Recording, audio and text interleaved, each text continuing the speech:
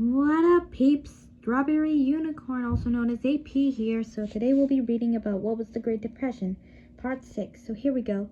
High scalers at work on the Hoover Dam. Building it created work for about 5,000 people, but around 20,000 people showed up, hoping to get one of these jobs. Hoover strongly believed that cutting taxes would help revive the economy. He also arranged for government loans to banks, railroads, and insurance companies. Critics said that he was only helping millionaires who already had money. Hoover was guided by one very strong belief. The government should never offer money directly to people no matter what they do. This would take away their independence. It would destroy the spirit. It would destroy the spirit that made America so great. So he didn't mind using government money to feed starving cattle. That was helping the cattle business. But he said no to a plan that would pay to feed starving farm families. Sorry. That would have been a handout.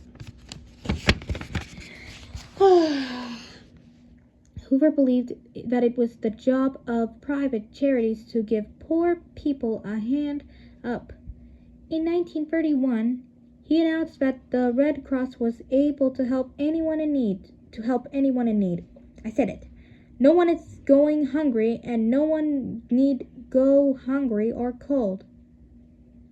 No one is going hungry, and no one needs to go hungry or cold, he insisted.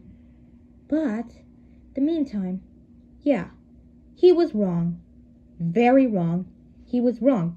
Very wrong. By 1932, about half the country was living in poverty. People were dying of hunger. That's not good.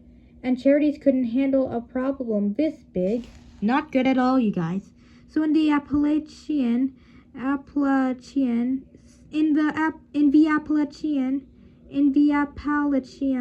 Mountains, a very poor part of the country, some children ate weeds or chewed on their own hands.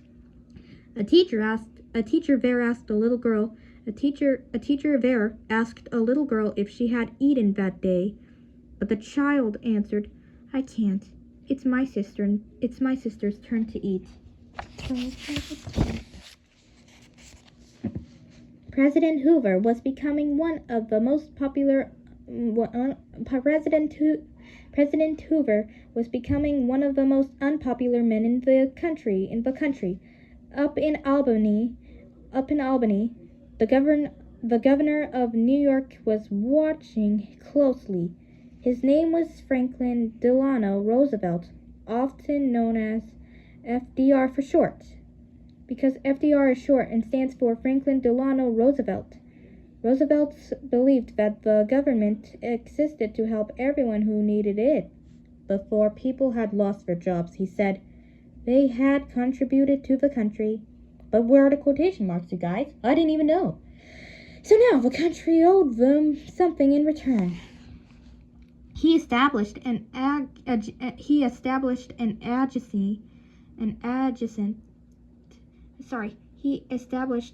agency in New York State called the Temporary Emergency Relief Administration, or TERA for short, because TERA it's short for Temporary Emergency Relief Administration. An agency, yeah. So Tara made sure, it's similar than a girl's name, you guys. Tara's similar than a girl's name. So Tara made sure that unemployed people had enough money to survive. It also worked to create jobs. It was run by the government, not private charities, and paid for by tax money. Roosevelt wanted to see programs like Tara throughout the United States. So he decided to run for president. That's right, run for president. That's my favorite.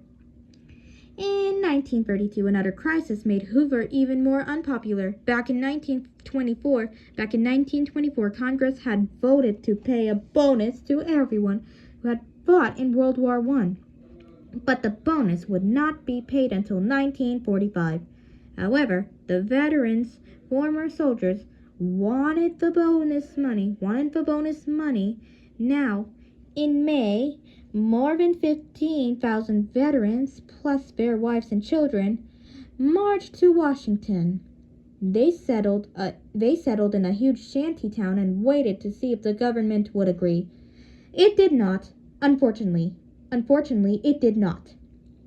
The Senate voted no to paying the bonus early.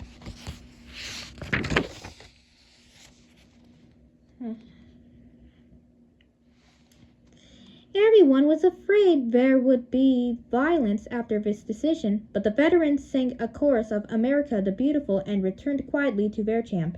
However, many of them did not leave Washington, even though Hoover said the government would pay for their trips home. Finally, on July 28th, Hoover ordered the police to kick everyone out. Some veterans resisted. 2 were shot and killed. That's not good. Then Hoover sent in the army, using bayonets, tear gas, and tanks. The army drove the unarmed veterans out and burned their camp to the ground. Wow. Just wow. Well, here we are now, you guys. So when Roosevelt heard the news, he said, "Well, this will elect me." He was correct. In November of 1932, he was elected president by a huge margin. In a speech, Roosevelt had proclaimed, I pledge myself to a new deal for the American people. I pledge myself to a new deal for the American people." Now he had to make good on his words. That's good, really. And I believe we'll stop there. Bye.